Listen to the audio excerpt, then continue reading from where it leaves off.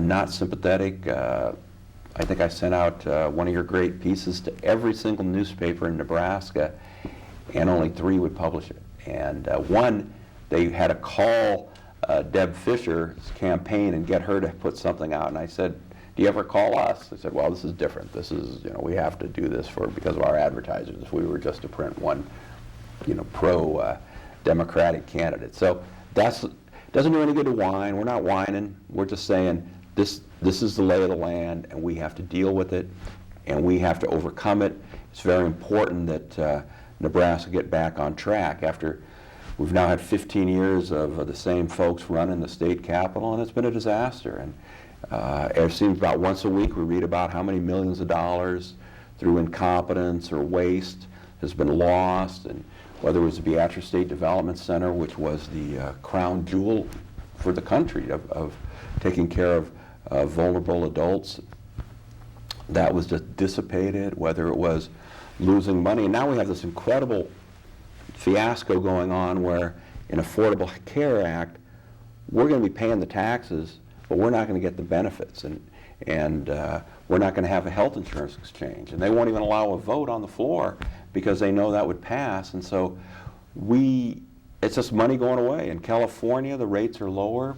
Oregon, the insurance rates are lower, and we aren't getting that opportunity. And I think people are going to be very unhappy when they finally cut through all the false information about the Affordable Care Act, and they're going to say, hey, how come all these other states are benefiting? Why aren't we? And so we have to get that message out. I agree. I think what's going to happen is Obamacare will be up and running and successful in a lot of the blue states and a lot of the battleground states, the purple states, and the voters in red states like Nebraska and Texas will look at what's happening in California and Oregon and Ohio, and they'll think, why can't we have a good health care system like that? And I think at some point the pressure will become just so powerful that eventually the legislature will relent and they'll eventually pass a Medicaid expansion in some fashion. Well, only if we get good people in the legislature who want to work for the people of Nebraska as opposed to just following their orders. Just to kind of switch to a more philosophical vein here, why are you a Democrat? You've been a Democrat for as long as I've known you. You're very passionate, you're very articulate, you've done an excellent job of getting our message out and supporting our candidates. Thank you. Well, I just think that the Democrats, and like probably every Democrat, yourself included, it's not 100% of all the issues and ideas that come out that I agree with. But when you look, as you say, the body of work, those are the issues that attract me to the party. For example, I'm a fiscal conservative. I started my own business out of law school, so I've always had to meet that payroll. I've always had to pay my bills, and I think that's what government should do. And so again, when you put the facts out, which are the last president who presided over a balanced budget was Bill Clinton. Ronald Reagan, who there's a myth that he was somehow an economic conservative, but if you just look at the facts, he set a record deficit spending. And the next president that came along, George Bush, his vice president, broke his record of deficit spending. And then Bill Clinton came along, balanced the budget, created a surplus, and then the next George Bush turned that surplus into another record deficit. So you had Ronald Reagan setting a record, beaten by George Bush, then beaten by W. Bush. And now the president, the Democrat, is going, what's he doing? He's cutting that deficit, he's getting right into it. And even though the Republicans are trying to sabotage the economy, and if you look at things like the stock market or corporate profits, they always do better with the common sense economics of a Democrat. And when it comes to the role of government in a person's life, I think government should stay out. I don't believe in big brother government. I think that the men and women who are watching this should be free to make their own decisions about health care, their family decisions. And I also think that everyone should have a fair shot at employment and housing, and there shouldn't be any special rights for certain people. Everyone should have the same right. And the reality is you need a law to guarantee that. You need a minimum wage. You need a 40-hour work week. It seems if you look at the course of the 20th century, everything that moved forward in the idea of social justice and economic justice was pushed by a Democrat. And obviously Social Security, one of the most successful government programs ever. Medicare, again, one of the most successful programs. Democrats are behind it. And history teaches us that the Republicans don't want that. I would invite the viewers to, next time you're sitting around with some Republicans who are telling you how they're the conservative party, ask them the name of the last Republican president who presided over a balanced budget. You're going to hear silence, then you're going to hear more excuses, but you're never going to get an answer. They don't know because it was so long ago. It was Dwight D. Eisenhower in the 1950s. That's why they don't know. And we are truly the party of fiscal responsibility. Ronald Reagan, the Republican icon, the hero, he tripled the national debt. And you know what's interesting is I did some research on this in the last few days. The deficit as a percentage of GDP was higher during the Reagan presidency than it has been during most of the Obama presidency. We now have lower deficits under President Obama than we had under President Reagan. Almost nobody knows that. And then following Reagan and Bush 41, then President Clinton took office. He passed a budget bill in 1993 that increased taxes on the wealthy. It cut spending. Not one Republican voted for it, but by the end of his presidency, we had a record surplus of about $200 billion. The Congressional Budget Office was projecting a 10-year surplus at that time of $5.5 trillion, a surplus. Bush came into office with a Republican Congress. They squandered the surplus. He doubled the national debt. When Bush left office, the deficit was 10% of GDP, an all-time record. It is now 4% of GDP. There's been steady efforts to reduce the deficit under President Obama. Here's what's interesting. The deficit is now 4% of GDP. In 1984, the year where Ronald Reagan said America was back, the deficit was 5% of GDP, higher than it is now.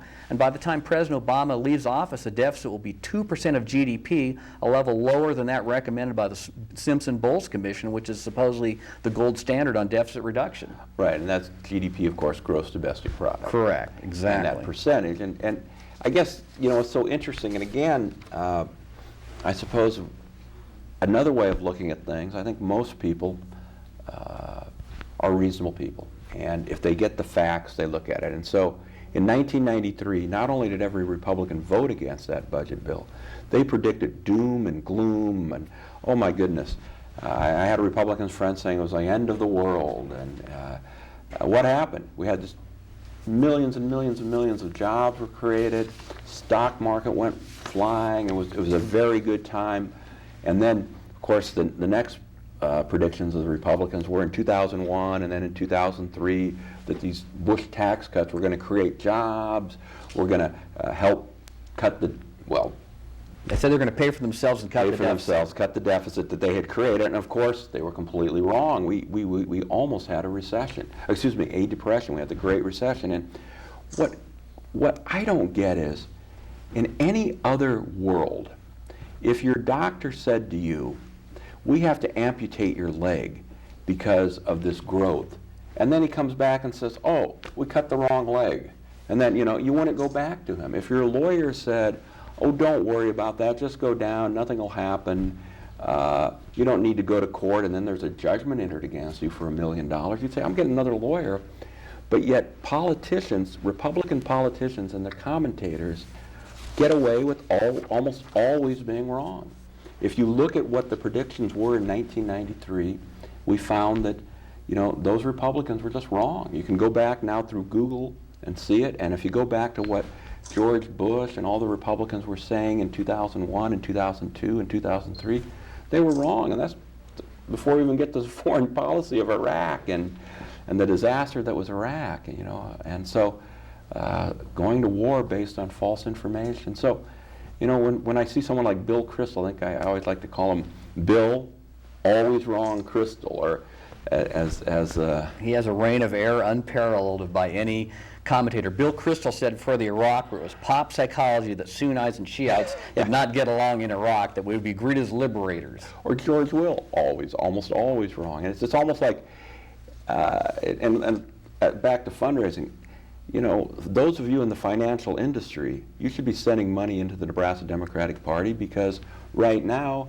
when you go to work, the stock market has more than doubled, and that's because of the President of the United States, Senator Ben Nelson, and other Democrats who made some tough choices, but they got the economy going. And so, it's something how I guess what I always say is, when a Republican gets sworn in as president, go cash. When a Democrat gets sworn in, put your money in the stock market. And whatever you do, make sure you do the opposite of what Rush Limbaugh or Laura Ingraham or Sean Hannity say, earlier this year, before the big bull market, I heard Laura Ingraham and Sean Hannity talking about how everyone should be selling their stock. Okay, well, if you took his advice or her advice, you missed out on a lot of money in that retirement account. And so part of it is because they want America to fail when a Democrat is president, because they really don't care much about this country.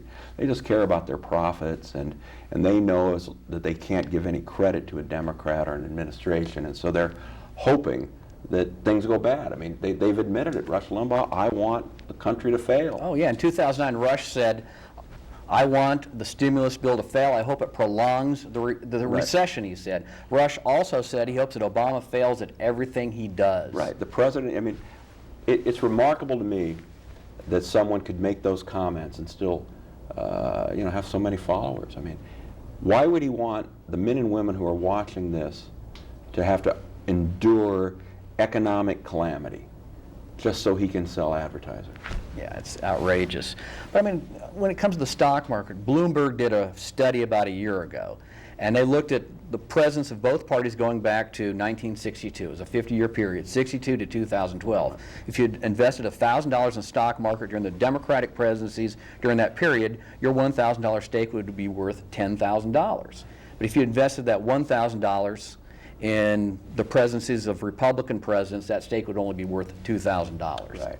And if you look at the here in Nebraska, look at the farm economy. Last 4 years, the farm economy has done very well, and it's no coincidence. We have a great Secretary of Agriculture, Tom Vilsack. The former Secretary of Agriculture quit to run for Senate and never even got a farm bill through. And so, we under Bush, and so Mike Johanns. Mike Johanns, and so. You look to these areas, and that's really our challenge, is to get through it all so that we can explain to people, look what's happening. And now and I'm sure you agree that the economy's not doing as well as it could. The recovery hasn't reached enough people. The jobs that have been created aren't paying enough. But we have to remember the Jobs Act, Republicans wouldn't pass it. When the president wanted to help the infrastructure, the Republicans stopped it. And so they were hoping the economy would do poorly so they could win a presidential election, and now they're going to sabotage it again. And they're trying to. We don't. And it's unfortunate, but it just shows what a great job the President of the United States is doing. I mean, he really, as we like to say, it's good to see him on the job. We are the party of prosperity. When Bush was president, the economy created 30,000 jobs per month. It was the worst economic record since Herbert Hoover. By the time Bush left office after the economy collapsed, the economy was losing 700,000 jobs per month. It was terrible. In the last 6 months, the economy has created 200,000 new jobs per month. Right. It's an incredible improvement. And it's also, I would say, economic growth is about 2% per quarter now. It's not good enough, but it's an economic consensus that in the absence of the Republicans' austerity, the sequester budget cuts, the Social Security tax increase they supported earlier this year, the economy would be growing 4% per quarter in the absence of this Republican austerity. I had to remind our viewers that Johanns, Fortenberry, Terry, and Smith all voted for the Sequester Act in 2011. And these same Republicans, including now Deb Fischer, all voted for the Ryan budget plan earlier this year. And this Ryan budget plan would have even bigger spending cuts than the ones we're already going through. So the Republican Party wants to double down on this austerity to further slow down the economy. They're on record in favor of voting for more spending cuts than we already have. The same spending cuts economists say are holding back the economy. Right. It didn't work. Austerity did not work in Europe, and they want to bring that failed program to the United States, and they're still following the same people that stood up and said every prediction they made about Barack Obama's turned out to be wrong, just as the predictions they made about Bill Clinton were wrong. And so I think folks are finally, we'll find out in November 2014, but people have to look and say, what if you just woke up, you were Rip Van Winkle or Sally Van Winkle, and you woke up and you said, without a filter of the Democratic Party or Republican Party, and you just said, here's the facts. And if you were a fiscal conservative, you'd say, boy, I want to be a Democrat. If you were someone who believes in limited government, you'd say, wow, I want to be a Democrat. If you were someone who said, I think everyone ought to get a fair shot at employment, a fair shot at jobs, you'd say, I want to be a Democrat. And the Republicans, my goodness, what would you say? I mean, what's their proud achievement? And again, I'd suggest to the viewers, because I know you that are Democrats have a lot of Republican friends, and I always ask them, what did George Bush do that made you proud that you voted for him? Excellent question. And of course, you never get an answer. No, and they usually never just get an Democrats. answer. And then somehow it's my fault for asking the question. I know that, but those are the type of questions that have to be asked. But what has Dave Heinemann actually done? I mean, boy, the auditor comes out, more money wasted. Now we have this really bizarre legislative session where the so-called, the people that are always ranting and raving about freedom or whatever, they wouldn't allow votes on the legislative That's floor. right. When Bush was president, the Republicans constantly demanded up or down votes on his nominees and his priorities, but we're going through a legislative session now where a handful of radical right-wing senators who are out of the mainstream refuse to allow an up or down vote on the Medicaid expansion and the repeal of the death penalty. And I remember going out to law school there's a right-wing group called the Federalist Society for Law Students, and they had a big debate about we have to have a vote up or down on judges. And I said, I'm all for that, but will you say that because eventually there'll be a Democrat as president? And they would never commit to it. And I've since emailed the professor I did a few years ago, like, hey, I haven't seen those articles about demanding an up or down vote, the integrity of the judiciary, yada, yada, all the stuff they would say, because they never apply the same rules that they apply to you and I and our candidates. Exactly. There's an unprecedented level of obstruction in the U.S. Senate now of judicial nominees and executive branch appointees. I mean, the level of filibusters of President Obama's nominees is at an all-time record level. I mean, the Senate is broken. And I say to these Republicans, be careful what you wish for. If you ever have a Republican president again, I mean, turnabout is fair play. You're going to reap the whirlwind. Right, and we have an unfortunate situation where our representatives in Nebraska, all they really do is vote no and then complain about the government. I mean, they just whine about government and they say government's bad. Well, let's face it, Jeff Fortenberry, Mike Johans, Deb Fischer, Lee Terry, Adrian Smith, they're proven that they are bad at governing. Republicans are very good at winning elections by using slogans, but then when they get into office, what do they accomplish? Lee Terry, when he had a post office named in Omaha, and then I think he may have finally got something else passed, but I don't know what bills Jeff Fortenberry's got done, or Adrian Smith, my goodness, but still, it isn't enough to point that out. We have to get our positive message out, and I'm looking forward to 2014 where we have a conversation with Nebraskans about solutions, not slogans, a conversation about how do we help move forward. That's what progressives are. We want to move forward. The status quo is not good enough for us. There aren't enough jobs, good jobs out there. How do we get better jobs?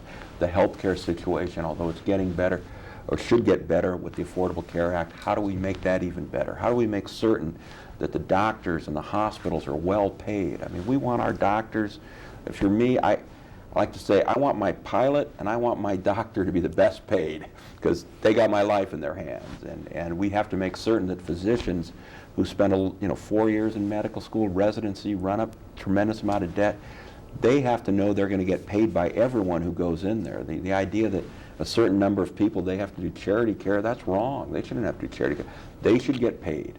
And we see the benefits from the Affordable Care Act where insurance companies have to spend, I think, 90% of their dollars received on care. Correct. So You know, well, what United guy in United Health, what do you make, $200 million 1 year? That's not right. And if they don't meet that guideline, they have to send rebate checks to their policyholders. And people got them. I got a rebate check last year. It landed in my mailbox. It was a pleasant surprise. It told me, as I expected, Obamacare is a real deal. I mean, I bet you didn't hear that on AM radio in Lincoln. I bet they weren't talking about that, were they? not a word. I brought it up on my Facebook account. All my Republican friends disparaged it, saying, well, you might have gotten that rebate check yet, but Obamacare is going to ruin the country, so it's not worth it. Right, just as, you know, Ronald Reagan predicted Medicare would be terrible, would cost us freedom. It's kind of the same argument, and of Yeah. course, now Medicare has been successful, and the radicals that have taken over the Republican Party, they still want to undo it. They want to undo Social Security. They want to privatize it. Think about it. Think about your parents and how important having Social Security is, and what it did back in the 30s before Social Security. The elderly were, a large percentage were living in poverty. That's right. And along came Social Security, and I read where they talk about Medicare. Well, it looks like it's going to go even longer because health care costs, thanks to the president, are going down finally. And so there are many ways. There's always going to be an issue. There's always going to be a problem. There's always going to be a need for a tweak or an amendment. But you don't just throw it out. Fisher, Johans, Terry, Fortenberry, and Smith have all voted to privatize Medicare, to turn it into a voucher program. And this voucher program that these Nebraska congressional Republicans voted for would cost senior citizens an extra $7,000 per year in out-of-pocket medical costs. These guys voted for this. And we have to let the voters know that. If the average voter was aware that all 5 Nebraska Republicans voted to privatize Medicare, they would be appalled. They would vote for Mark Sullivan out in the 3rd District. They would vote for challengers to Fortenberry and Terry if they knew the facts. We have to get the facts out to our people. Yeah, Mark Sullivan is from a ranching family. You know, he's a great husband, great father, you know, and he's an agricultural business person, and he's the 3rd District. I mean, when you think of the 3rd District, you think of someone like Mark Sullivan and his family, and we're going to have to work hard to make sure he represents Nebraska instead of, I don't know, Adrian Smith. What's he ever done? I mean, Nothing. He just is so far. He just said votes no, votes no. I mean, they have voted to repeal Obamacare, the Affordable Care Act, 37 times now. I mean, please. There comes a point, you know, you lost the football game. You can't keep replaying the video. The score is still the same, you know. That's right. Let's move on. And no matter how many times I watched that Nebraska Orange Bowl game, the pass got tipped. We lost by 1 point. And so you move on, and what Nebraska did is moved on and got better. And the Republicans need to start looking out. Well, it's a shame they won't look out for the people of the country, and instead they just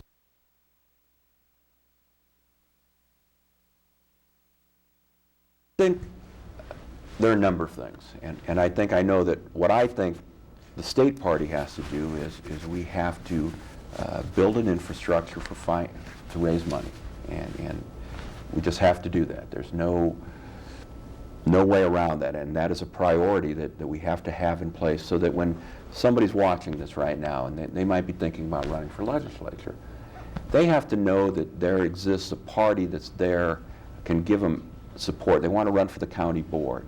You know, they're in Nuckolls County, wherever. They have to have a party, and we have to have staff. We have to have people who are trained to do that. And so we have to fundraise, and that's something that's just a reality. The other thing we have to do is we have to realize we have to do this ourselves. We can't expect the media to get our message out there. Good example, there's in the major newspaper, if you read it, they will routinely 2, 3, 4 times the space for the Republican Party. They won't give us the same equal time. They just don't believe in it. It's not, and it doesn't do any good to complain. We have to recognize that. And so I would really urge members to get involved on Twitter and Facebook, and you'll be surprised how much your friends like hearing that, and there'll be comments. And basically, it's also a bit of an attitude that we have to recognize all the good things that have been done in this state, you know, through Senator Zirinsky, Senator X, and Senator Kerry, and of course Senator Nelson, and you know, and when they were governor, look at how, I mean, Ben Nelson, my goodness, I know that There were many who thought Ben was a little more conservative they'd like. I think Ben reflected Nebraska. But one thing that the last 15 years have done is I've had more people come up and say, Ben Nelson was the best governor we ever had. My goodness, I had no idea. I mean, he just put in people who were qualified, who knew how to do their job. And so we're the party of competence. When it comes to state government, we have to get back to respecting the hard work that state workers do. We got to make sure they're compensated properly. We got to make sure that they have benefits, that their share of paying the benefits doesn't keep going up. And we got to get back to, because you know, I'm old enough to remember when teachers and firefighters and police officers were respected before they've been torn down by the other side. And we have to recognize the dignity of work. And once we once again emphasize that we're the party that says, look, work is important. Your job is important. We want you to be compensated.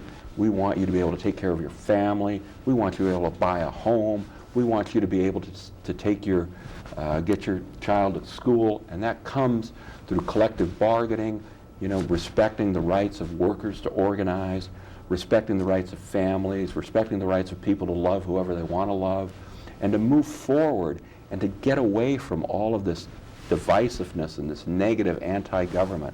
I mean, we're all in this together. And I guess I'd close with this, Dennis. It shouldn't have taken a tornado in Oklahoma City for those right-wing radical senators from Oklahoma to suddenly realize we are the United States of America. And we can't just ignore New Jersey and then just help Oklahoma. And in Nebraska, we're united in 93 counties, and we have to make sure that the farmers and ranchers who get the support they need, just as the men and women in the towns and cities are getting the support they need. It's all about good jobs, making sure people recognize that we're the party for the other 98%.